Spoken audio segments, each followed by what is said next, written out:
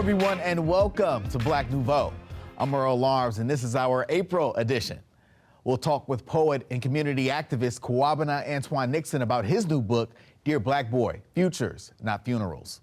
Wilbur and Artie Hollyard are featured in Milwaukee's Movers and Shakers digital series. We'll share their story. And this year marks the 40th anniversary of Vivint Health and the AIDS Resource Center of Wisconsin. It's one of Milwaukee's local organizations on the front lines of the battle against HIV. This April also brings us the 18th annual Milwaukee Film Festival, and we've got a preview of some of the Black Lens offerings. Did he ever get to fly? Nah. Yeah, I know you ain't scared. Come on, it ain't that cold. Pegasus' dad was a god. They called him Poseidon. He was buff and he had muscles, and he was the strongest ever.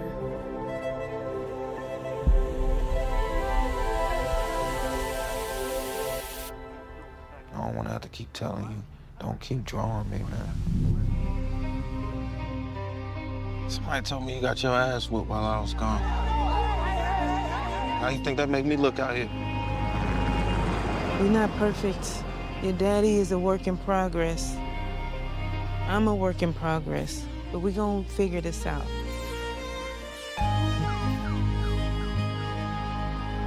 Ooh, are we liking it? No, not at all. I don't know what you're trying to prove, but whatever it is, you need to stop that shit.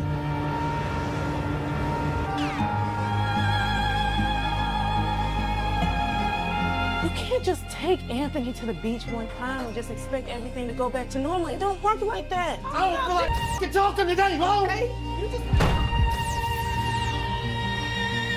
I read through all of those letters that you sent me. You was a whole different person. Don't be scared of how he sees you. Hold on to him tight. Don't let him fly away. Don't let them take him away. Tell him you love him.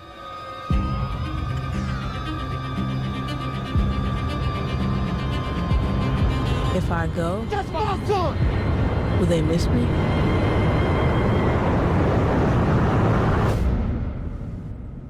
You flying? Yeah. Me too. That there is a clip from If I Go, Will They Miss Me? One of the films being presented in the 18th annual Milwaukee Film Festival being held April 16th through the 30th. And joining us to talk about it is Ty Williams, programmer for the Black Lens strand of the festival. Ty, thank you so much for being here. Thank you so much for having me. Absolutely. So yeah, let's talk about this film, Familiar Face, and it looks like a great story. Talk about it. Yeah, so it is a feature film about a young boy who sort of mythologizes his dad as a Greek hero since he's very into Greek culture and just the gods and whatnot. And so it wraps around into Black innocence and Black youth and sort of seeing your parents as larger than life and sort of the difficulties that come with being a parent as well and having to take care of a child and not realizing this relationship you have. It's just a very heartwarming film that talks about a lot of very deep topics that are very related to Black youth and Black innocence. And I think that all the acting in it by Danielle Brooks and Jay Alphonse is amazing, amazing, amazing. So great family-oriented drama that you should go see. All right, now let's watch a clip from Misan Harriman, Shoot the People. You could travel the world with this thing and just bear witness.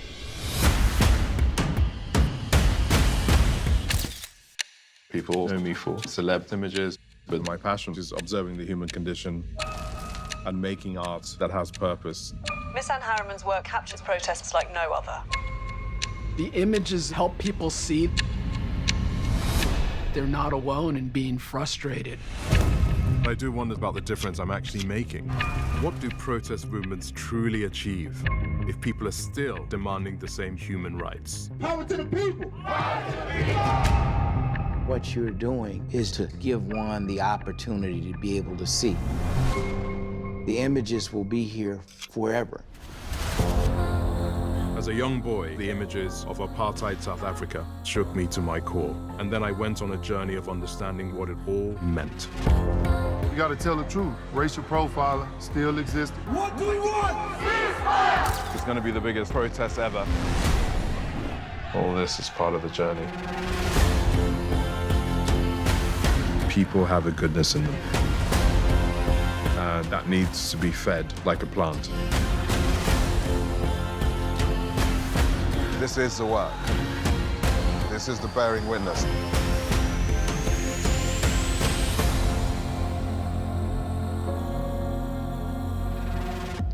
All right, talk about that. Politically charged, as we were talking about earlier, but still something that people you think should see. Yeah, totally. Misan Harriman's Shoot the People is very much about our current times as well as past times and just the importance of photojournalism, especially while being Black. And this idea of Misan going through his past work and just thinking about all the ways in which he's impacted people simply by taking photos and simply by being there. I think it calls into conversation just how much power there is in simply having a voice and being there and speaking your truth out against things that may not be right in the world. All right, now let's look at a clip from Black Zombie Movie. There's a reason there's a genre called the horror movie, and it has its roots partially in the US occupation of Haiti and the stories that people returning from that told. When people hear voodoo, automatically they think it's something satanic. We drink blood, we'll turn people into zombies. Voodoo is not that.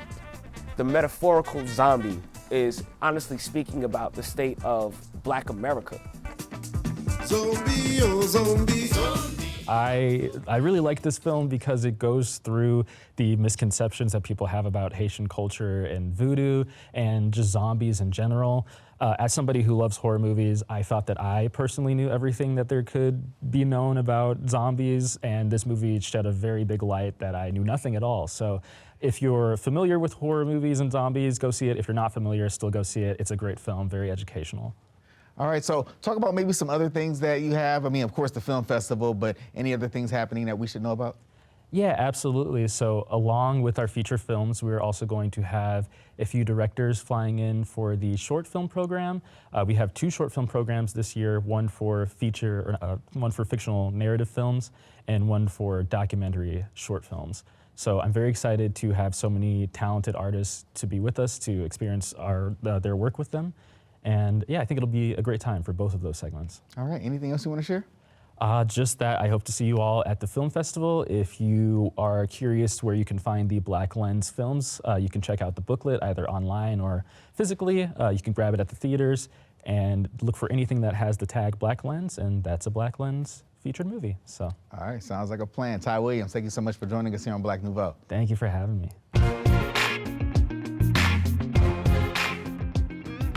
You and him. Dear Black boy, every word I write is to save your life. He got counseling, you got confinement. He got McDonald's, you got murdered. He received a misdemeanor, you received manslaughter. He is a teen and you are a terror. He is expressing himself and you are being aggressive. He is a good kid who made a mistake and you are a trouble-making miscreant. Dear Black boy, he is goodwill hunting, you are a menace to society, and since society has had a hand in portraying and creating the menace, society cares little about your situation.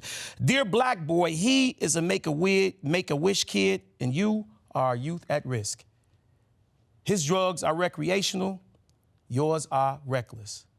He will get community service and one day become a Supreme Court judge. You get concurrent sentences with no period. Dear Black boy, he gets justice, you just get served. Dear Black boy, the game is rigged. Stop playing checkers, because everyone else is playing chess. You see, he can play in the jungle, listen to your music, talk your slang, but one day he can and he will dye his hair and blend back into the crowd, cover up his tattoos, and all is forgiven. So when they tell his story, it will be one of triumph. You, on the other hand, Black boy, will be remembered for yours. While his will be called redemption, yours will be labeled resistance, defiance, and a threat. P.S., dear Black boy, this world has never designed to see you win. And yet you keep moving through it with a grace that terrifies those who built the board against you. Dear Black boy, they will call you a problem, a menace, a threat, but you must remember every breath you take, every step you claim, every word you speak is already a victory. What they name resistance is actually survival. And what they call defiance is proof that you were never meant to lose. Dear Black Boy, futures, not funerals. Kwabanon, welcome back to Black Nouveau. Your new book, Dear Black Boys, Futures Not Funerals, interesting title. How did you come up with it? The work we've done over the last 20 years, myself and Muhib Daya, we want young men and the community to have a mantra called Dear Black Boy, Futures Not Funerals. The more they say it, the more they'll believe it. You grew up on Chicago's West Side. How did growing up there influence your storytelling that you use in this book? The resilience factor and being able to take everything you've been through and use it to build you and not break you. The stories, the lifestyle, everything I went through showed me how to take that, channel that, and put it into something else. You often talk about losing your father. What influences did he have on you for this book? Education, speaking, and telling your story, because he lost his life so early, he never got to tell his side of the story. So just the fact that he lost his, I really believe that when I'm speaking for both of us. It's like I'm channeling something that he would have said to me. Even the conversations I have, I feel like those are conversations that I would have had with him at this age now. Now, you work with a lot of Black boys in MPS and throughout the community. What is it about young Black boys that you want people to know that they don't know right now? They're human.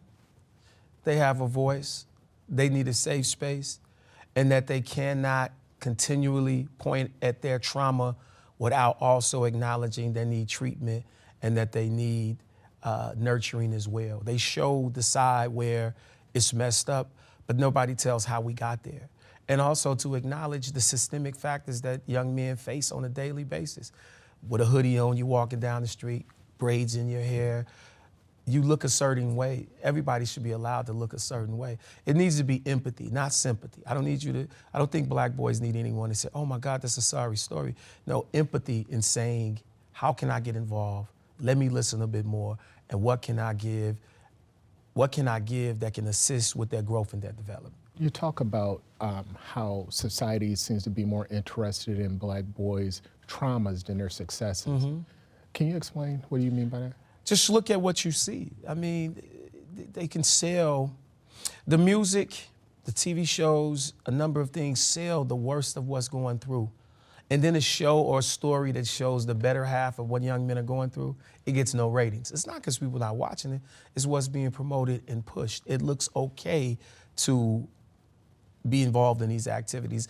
And if you look at it long enough, you'll think that's the culture. That's a subculture based on the socio-economic conditions we were talking about. So when I say that, I want people to see that whole spectrum, right? Like, look at every part of it. And if you see that, you'll see that they're human, that they need, and I mean when I say that human, because I do think people look at young men of color almost as aggressive, troublemaking, violent, right? The wording we use when we're describing young Black boys when it's an issue that happens. One school, a football game, two rivals didn't like each other, they call it, well, they had a scuffle. Ours is called, there was a gang fight at the so-and-so, and it may have just been one side, this school doesn't like this school and that school didn't like this school. I mean, and I'm not, minimizing that, but I'm saying that it could be that simple, but it turns that big when it looks someone like us. Who's this book written for? The Black boy on the cover, myself, to tell him you matter, and young men to look in that book and say it's possible. Real quick, how can we get a copy of this book? You can always go on my social media, Kwabanon Antone Nixon, and you can go on my website, BeInspiredWorks.com. Thanks a lot, Kwabanon. Appreciate you.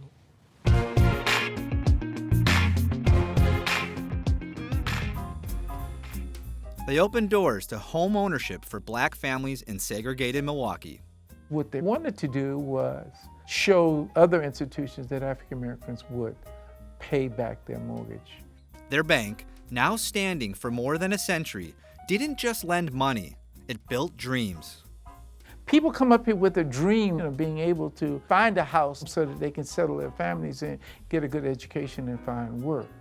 And they dedicated their lives to a more just and equitable city. They're known for is the Columbia Savings and Loan and their contributions in that way. But they do so much more over the course of the years. And they were two very important people.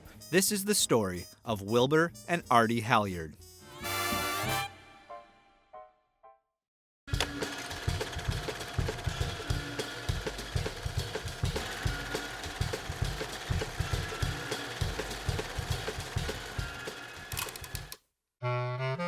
Artie Clark and Wilbur Halyard were attending separate colleges in Atlanta when they met. They married in 1920 and soon moved to Beloit, Wisconsin as part of the Great Migration to direct housing for black workers at Fairbanks Morse, an engine and scale manufacturer. They didn't actually work in the factories.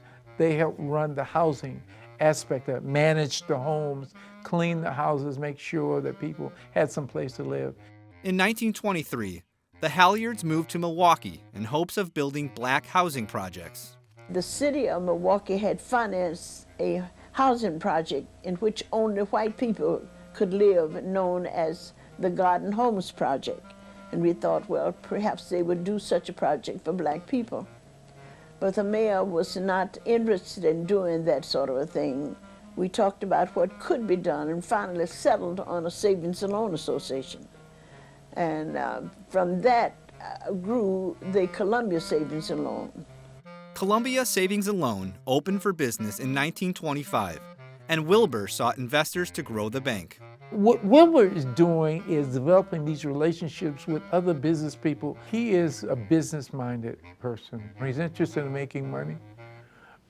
So it's Miss Artie Halyard that is civic, is interested in the community aspect. The Halyards did not take a salary for the first 10 years as they worked to get the bank going.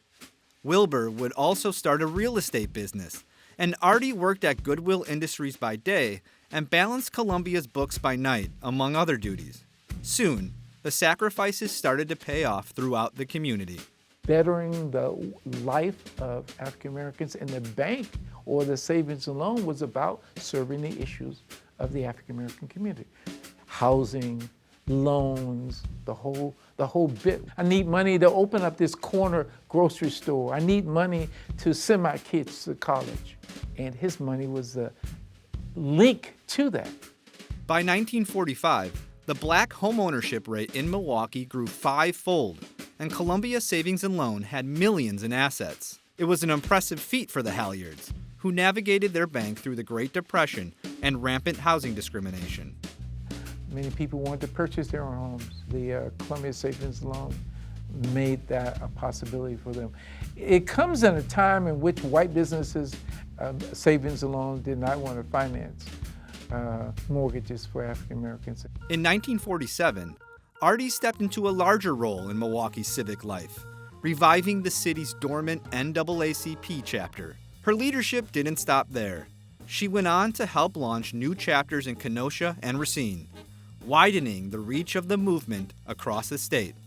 Running the NAACP was very important for her. She at first becomes a state president of the NAACP and organizes all of the conventions, and then becomes the treasurer, and then becomes the person who promotes membership. She's Mrs. Civil Rights. She makes sure that the national representatives come to Milwaukee doing the open housing marches, and that's a big deal. While Wilbur and Artie were both involved with the NAACP, it's Artie who took on a far more active role. It was her who started the Youth Council, which brought in Father James Groppe and the Commandos to fight for fair housing laws. This Mrs. Halyard that brings life to these young people. They are all young people and they have their own opinions and such, and it's Mrs. Halyard that's behind it. The Halyards were involved in many other ways too. At their church, the Urban League, the United Negro College Fund, and the YMCA. Politicians sought their endorsement, and they served on many high-ranking committees and commissions. They're members at Calvary Baptist Church on 2959 North Teutonia. They're very active members. And in fact, Calvary builds the first senior citizens housing project in Milwaukee. And so they end up with 3 to 4 housing projects. And it's Mrs. Halliot that pushes that. Mrs. Halliot is very important in the church.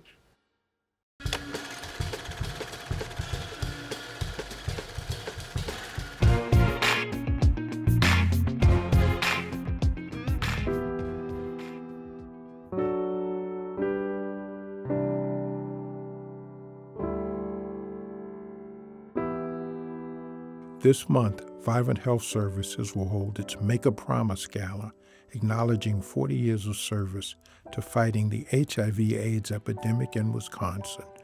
In the early days of the epidemic, most of the people who contracted the disease died.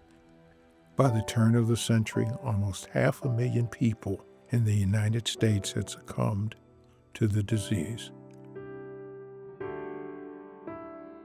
Thanks to medical advantages, HIV does not have to be a death sentence today, but there are still challenges. Originally thought to affect white gay males, it quickly became apparent that the disease did not discriminate. Anyone was susceptible. But communities of color are bearing the disproportionate burden of new diagnoses. And while HIV can be a managed, long-term condition, for folks without resources or folks with limited access to care, it can still be a death sentence. We know that tons of structural issues, including racism, redlining, the way that neighborhoods and cities are laid out, public transportation access, disenfranchise and marginalize Black and brown communities. And along those lines, we see health disparity. And when I found out, it was horrible. Only person in my whole family, not my immediate family, my entire family, meaning my mom's siblings, okay, didn't have anyone to talk to. No one to talk about anything. And the only thing I can remember is the little time I've seen little clips, people would know, and in 6 months they were gone. Terry is not gay. An award-winning 290-pound kickboxer at the time he contracted the disease. He had a fiancée, then a girlfriend, and a child. None of them have tested positive for the virus. So first I went and tried to see a doctor, and he said, so I started shaving the hair off my chest. So I looked and said, wait, what are you trying to do here? And she said, I'm going to put the cat rest. Anxiety, I can't do that. So what do you do? Is what I'm thinking to myself. And I decided to do nothing. Eventually, he did do something as the disease began to affect him physically. So after a while, you start the wasting, you get the little sores in your face. And I met a doctor, Dr. John Flavin says, okay, well, let me tell you, you might be strong enough, but you look like me, okay? I say it. And the nurse said, oh my God, you just said it to him? He said, it's somewhere I can get to him. Did the same shot back that I gave him, I took the medicine all the time. And I started trying different things, different medicines. And then he says, and this we talking now, this is year 2000. You start seeing a counselor, a dentist, a therapist. Then you start feeling like you're not an outcast, so to speak. You start feeling like there's somebody that's not going to judge you, somebody that's going to help you. And that's the best feeling you could ever have.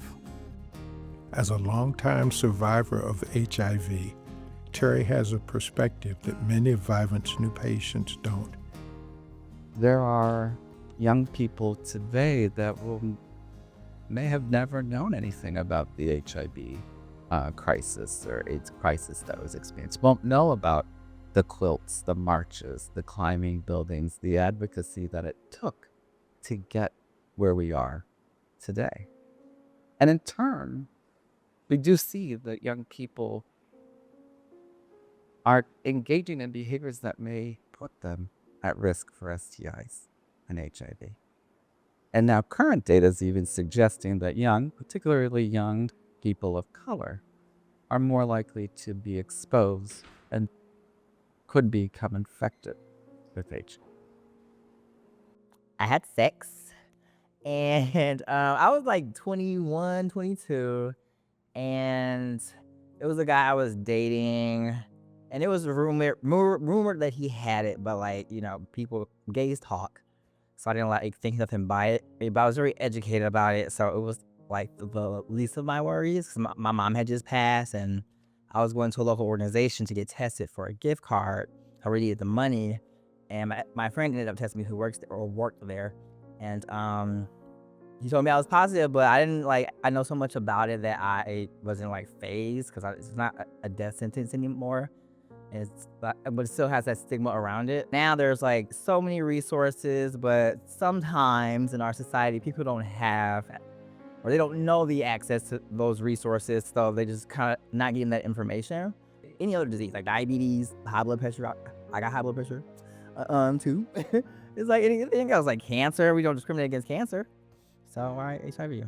We've seen so much advancement in 40 years. If you really take it in different kind of decades, you know, we saw the time where HIV/AIDS was a death sentence. And then that second decade, you start to see people living. The next 30, in the third decade, you start to see people thriving. 1 pill a day. Advances in prevention strategies. And really then in our last decade, you see viral suppression, meaning that you can't transmit the infection. People starting to feel more autonomy. People turning 75, having lived with HIV. Next year, we have a patient here who will turn 90, having been living with HIV for 35 years. You see people right. And while for some 40 years seems like a short amount of time, it's been a long period of time. It's been a moment where time was measured in months, days, and seconds. And now it's measured in years, decades, 25 years. That's our program for this month. Remember to check us out across all of our digital platforms. For the Black Nouveau team, I'm Earl Arms. Have a good evening.